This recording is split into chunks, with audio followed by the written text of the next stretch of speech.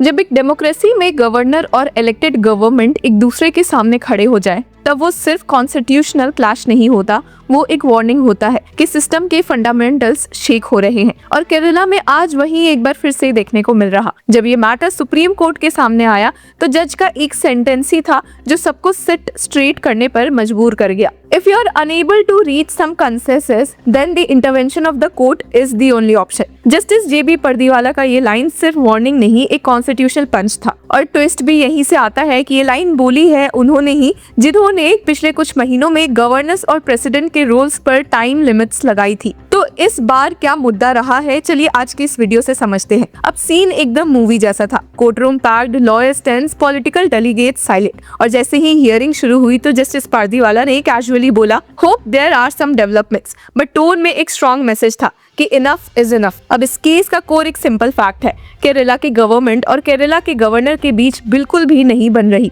दोनों एक दूसरे को साइडलाइन करने को रेडी है और बीच में फंस गया है एजुकेशन सिस्टम। दो स्टेट यूनिवर्सिटीज के वाइस चांसलर्स की अपॉइंटमेंट पर दोनों एक पॉइंट पर अग्री भी नहीं कर पा रहे। और सबसे इंटरेस्टिंग चीज यही है कि ये वही जज है जिन्होंने कुछ टाइम पहले गवर्नर्स और प्रेसिडेंट्स के काम पर टाइमलाइन फिक्स करने की बात उठाई थी और फिक्स भी कर दी थी। जब बार बार कॉन्स्टिट्यूशनल पोजीशंस पॉलिटिकल टूल्स की तरह यूज हो रही थी तब भी सुप्रीम कोर्ट ने वार्निंग दी थी कि कॉन्स्टिट्यूशनल पोस्ट का मिसयूज बंद होना चाहिए। और नाउ वापस से टेबल्स टर्न हुए हैं। वही जज दोबारा एक governor versus government war settle कर रहे हैं। अब latest hearing APJ Abdul Kalam technological university और university of digital sciences innovation and technology के VC अपॉइंटमेंट्स पर थी। बेंच में justices JB Pardiwala and PV वार्ले थे। और जैसे ही मैटर ओपन हुआ तो स्टेट गवर्नमेंट की तरफ से मौजूद सीनियर एडवोकेट जयदीप गुप्ता ने बोला कि the chancellor governor has filed an affidavit explaining the decision taken by him.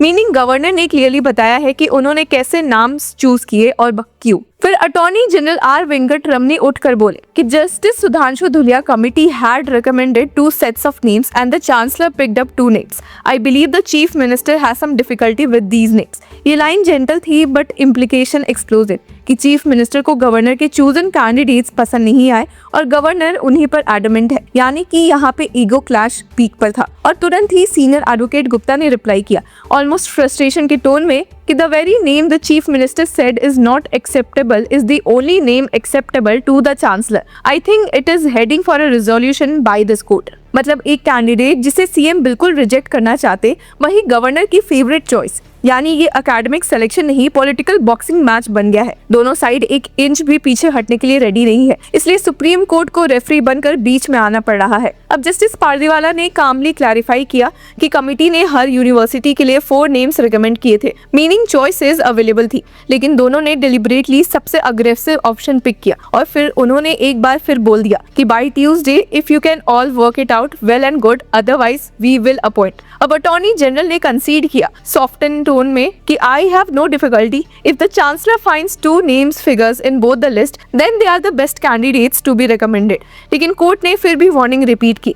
अब मैटर नेक्स्ट थर्सडे पोस्ट कर दिया गया है, मतलब काउंटडाउन शुरू है। अब ये क्लैश इतना सीरियस क्यों है? क्योंकि गवर्नर ने डॉक्टर सिजा थॉमस और डॉक्टर प्रिया चंद्रन के नाम VC के लिए चूज किए थे और स्टेट गवर्नमेंट ने डॉक्टर थॉमस के नाम पर स्ट्रॉन्ग ऑब्जेक्शन उठाया। ऑफिशियल रीजन तो नहीं दिया गया पर पॉलिटिकल सर्कल्स के अकॉर्डिंग ये एक कंट्रोल वर्सेस ऑटोनॉमी बैटल है। गवर्नर चाहते हैं कि दे स्टे इंडिपेंडेंट और इन्हीं सबके बीच एक ह्यूज ट्विस्ट हुआ था। लास्ट फ्राइडे सुप्रीम कोर्ट ने गवर्नर को क्रिटिसाइज किया था for delaying decisions on appointments report. Court ने बोला था कि गवर्नर से एक्सपेक्टेड था कि वो जस्टिस धूलिया कमेटी के रिकमेंडेशंस पर टाइम से एक्शन ले, पर गवर्नर ने डिले किया, फिर भी एक इंटरिम VC अपॉइंट कर दिया बिना कंसेंसस के। हाई कोर्ट ने इसको क्वैश किया फॉर वायलेटिंग लॉ।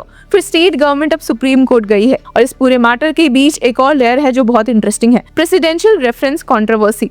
पिछले हियरिंग्स में जब स्टेट और गवर्नर दोनों एक्सट्रीम पोजीशंस पर आ गए थे तो एक स्टेज पर बात यहाँ तक पहुंच गई थी कि मैटर प्रेसिडेंट के इंटरवेंशन तक जा सकता है, जहां प्रेसिडेंट गाइड करते under article 143 type constitutional directions. मतलब बात लिटरली फेडरल क्राइसिस के बॉर्डर पर खड़ी थी। सुप्रीम कोर्ट तब भी बोल चुका था कि गवर्नर और गवर्नमेंट अपने कॉन्स्टिट्यूशनल लिमिट्स रिस्पेक्ट करे वरना हायर अथॉरिटी डिसाइड करेगी। अब रिसेंट के प्रेसिडेंशियल रेफरेंस केस में व्यूअर्स हमने देखा ही था कि एक 5 जज constitution bench of CJI B R Gavai justice Suryakant, Vikramnath, P S Narasimha और एएस चंद्रकर ने टाइमलाइंस जो कि 2 जज बेंच ने डिसाइड किया था, जिसमें कि जस्टिस जेबी पर्दीवाला और आर महादेवन मौजूद थे, उसे जुडिशियली रॉन्ग डिक्लेयर कर दिया था कॉन्स्टिट्यूशन बेंच ने। इसे रॉन्ग डिक्लेयर करने के साथ बेंच ने क्लियरली बोला था कि paragraphs 260 to 61 pertaining to the imposition of timelines on the governor under Article 200 are erroneous. Any observations on the aspect of timelines applicable to the president under Article 201 are merely obiter and ought to be treated as such.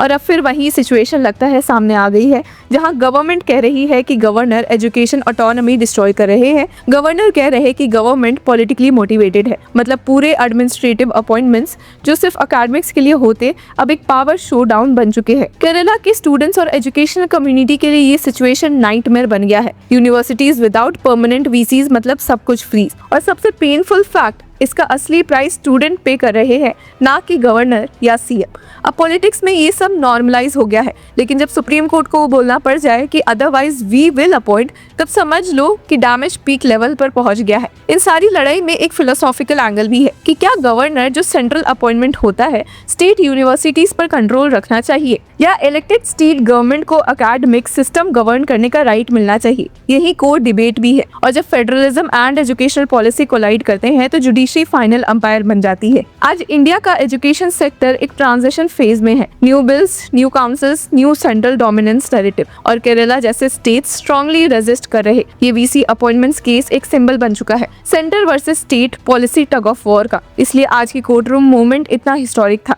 एक जज ने spine straight रखी और clear warning दी कि solve it yourselves, वरना court solve कर देगी। You all have to reach some consensus. और सारी नजरें अब नेक्स्ट हियरिंग पर है कि क्या गवर्नर या गवर्नमेंट ब्लिंक करेंगे, या सुप्रीम कोर्ट अपनी पावर यूज करेगा एंड डायरेक्टली अपॉइंट वीसीज। और अगर कोर्ट अपॉइंट करता है तो ये केस टेक्स्ट बुक्स में लिखा जाएगा कि कैसे कॉन्स्टिट्यूशनल क्लैश ने एजुकेशन को हॉस्टेज बनाया और जुडिशरी फाइनल रेस्क्यू फोर्स बनी। तो व्यूअर्स, इस पूरे मुद्दे पर आपकी क्या राय है? Do let us know in the comment section. Until then, keep following Law Chakra.